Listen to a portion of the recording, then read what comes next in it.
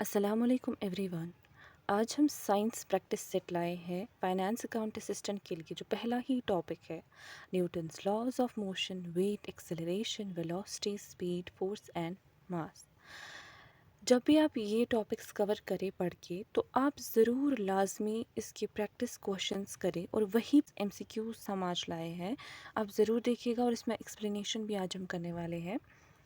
तो चलते हैं अपने पहले क्वेश्चन की ओर।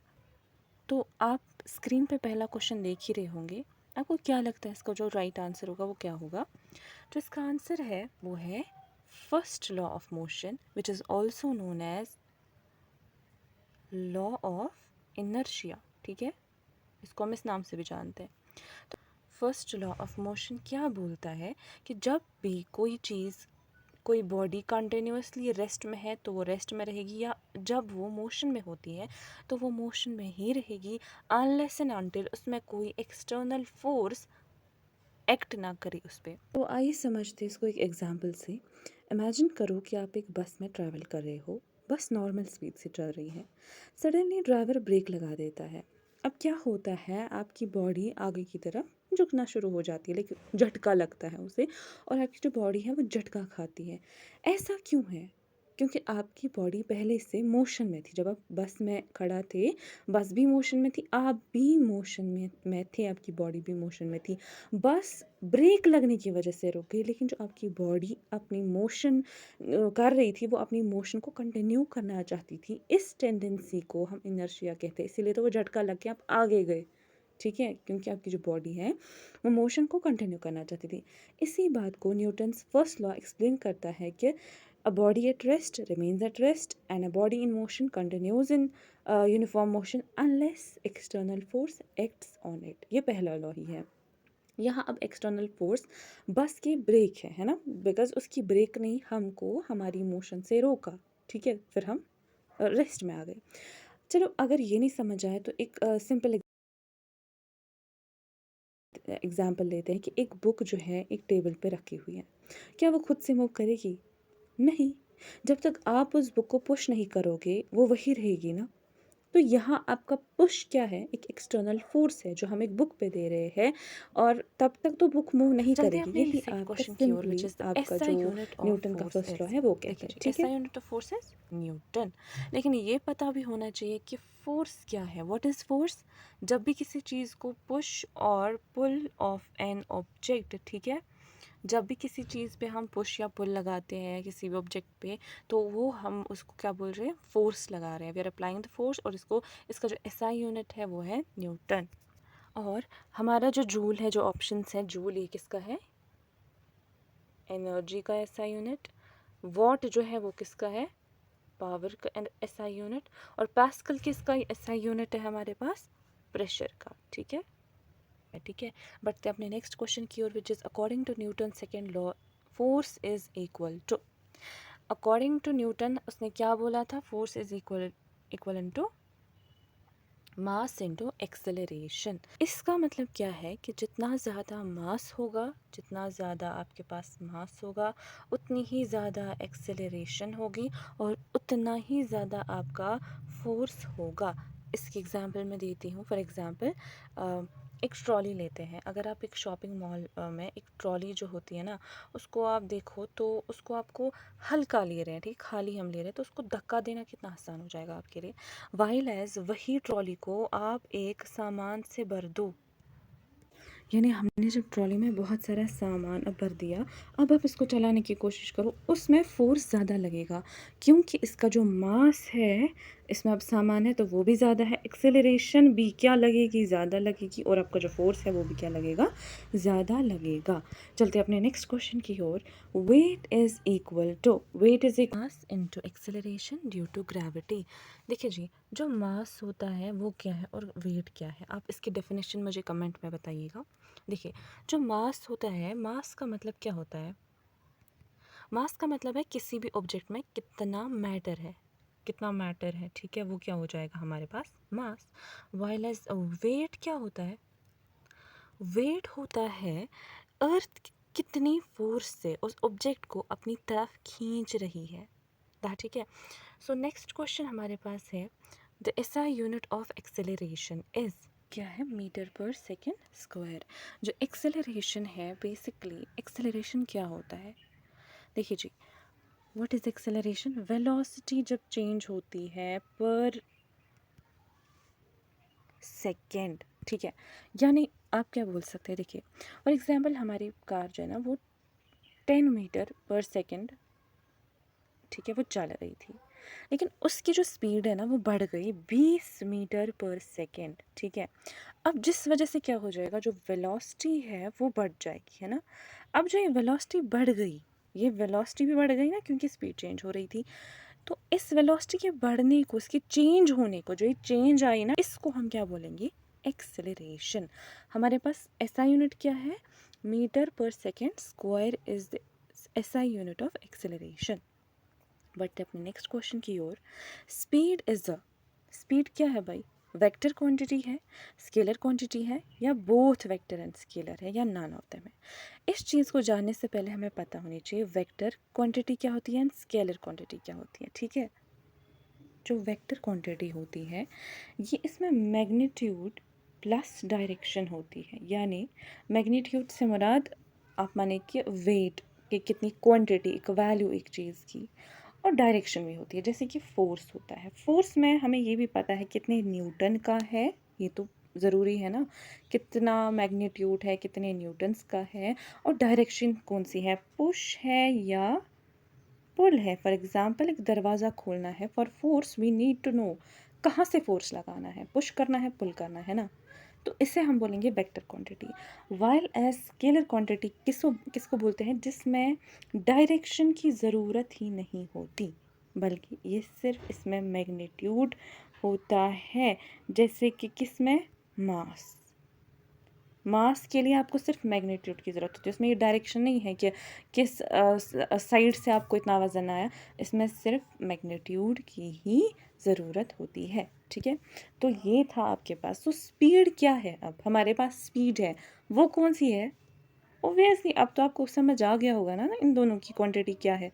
तो वेक्टर होगा या स्केलर होगा, obviously it will be a scalar, क्योंकि हमें सिर्फ यहाँ पे मैग्नीट्यूड, इसकी वैल्यू देखनी होती है, स्पीड कितनी है, ठीक है।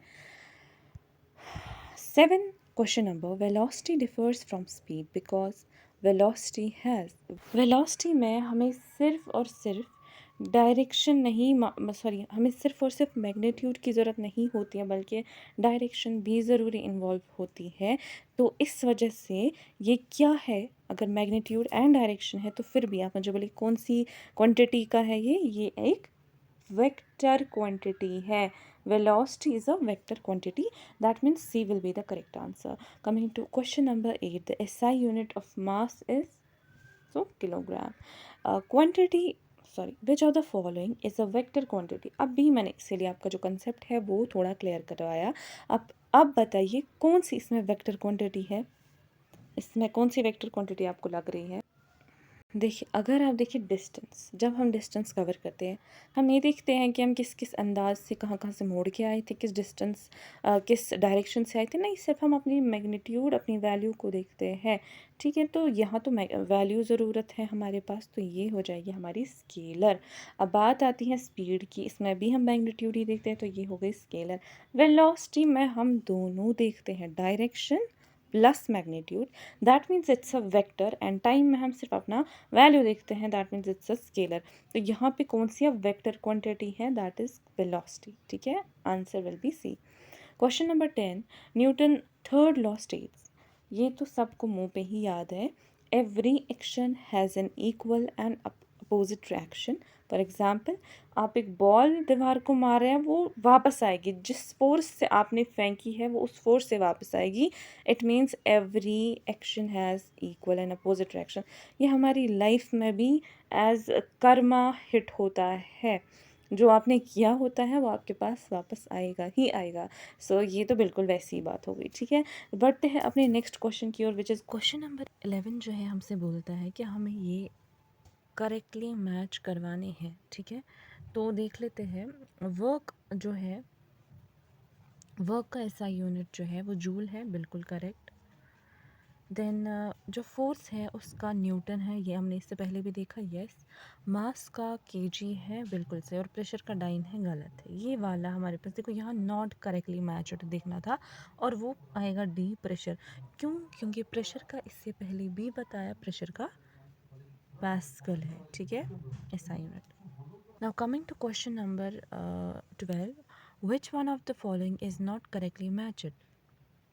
अब कौन सा करेक्टली मैच नहीं है? तो जो नॉट है that is the unit measure of speed, yes. Nautical mile unit of distance, ये जो हम नेविगेशन में यूज़ करते हैं, बिल्कुल सही। Angstrom unit of wave length of light, yes. And light year unit of measuring time, ये गलत है। अब क्यों गलत है? क्योंकि जब हम लाइट ईयर की बात करते हैं, जब हम लाइट ईयर की बात करते हैं, वो मेजर टाइम को नहीं करता है, वो डिस्टेंस को मेजर करता है। अब जैसे कि फॉर एग्ज़ाम्पल, एक साल में जितनी डिस्टेंस ट्रैवल करता है लाइट, जितनी भी डिस्टेंस मतलब ट्रैवल करेगी लाइट, उस डिस्टेंस कवर करने को हम वन लाइट, एक साल में लाइट ईयर बोलते हैं। यानी यहाँ पे हमने क्या तोला? डिस्टेंस को तोला, हमने तो टाइम को नहीं तोला ना, ठीक है। और अप्रॉक्सीमेटली अगर आप बात करें तो 3 × 10⁻⁸ मीटर पर सेकेंड हमारे पास जो लाइट होती है वो इतनी इसकी स्पीड होती है। अब एक साल में कितना डिस्टेंस ट्रैवल करती है, उसी को हम वन लाइट ईयर कहते हैं। तो ये यूनिट ऑफ मेजरिंग टाइम नहीं है, ठीक है। तो यहाँ पे गलत है। तो which one is not correctly matched, it is this D is not correctly matched.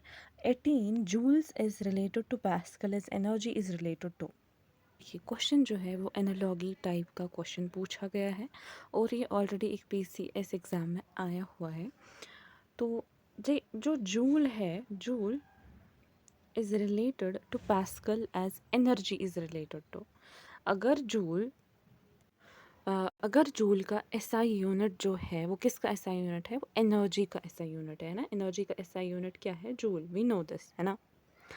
तो पास्कल किसका होगा? यही तो ये पूछ रहा है। अगर एनर्जी जो है उसका SI यूनिट जो है वो जूल है, ठीक है, तो पास्कल किसका है? ये ऐसे पूछा गया कि पास्कल का किसका SI यूनिट है, तो वो है प्रेशर का, एज वी नो। तो इसे घुमा फिरा के थोड़ा पूछा गया है, अदरवाइज ये सेम ही है कि SI यूनिट्स बताने हैं, ठीक है। ऐसे घुमा फिरा के क्वेश्चन पूछे जा सकते हैं। आते हैं नेक्स्ट क्वेश्चन पे। तो विच one of the following is not correctly match. देखिए यहाँ पे नॉट करेक्टली मैच देखना है आपको, ठीक है। जैसे कि आपके पास पहला है decibel, a unit of sound intensity, बिल्कुल। तो डेसिबल जो है यूनिट ऑफ पावर को मेजर किया जाता है, yes. Kilo joule unit of energy को मेजर करता है, बिल्कुल सही। And nautical miles unit of naval distance को करता है, ये गलत है, ठीक है। इसमें से हमारे पास पहले जो 3 हो बिल्कुल सही है। डेसिबल साउंड इंटेंसिटी को ही मेजर करता है, horse power unit of power को ही करता है, and kilo joule unit of energy को ही मेजर करता है। तो हमारा जो सिर्फ इसमें इनकरेक्ट ढूंढना था, जो करेक्टली मैचड नहीं है, तो ये वाला करेक्टली मैचड सिर्फ नहीं, बाकी करेक्टली मैचड है। तो आंसर विल बी डी। तो hope you like this video. अगर आपको और ऐसे वीडियो चाहिए तो लाइक और सब्सक्राइब करिएगा। मिलते हैं अपनी नेक्स्ट वीडियो में, तब तक के लिए अल्लाह हाफ़िज़।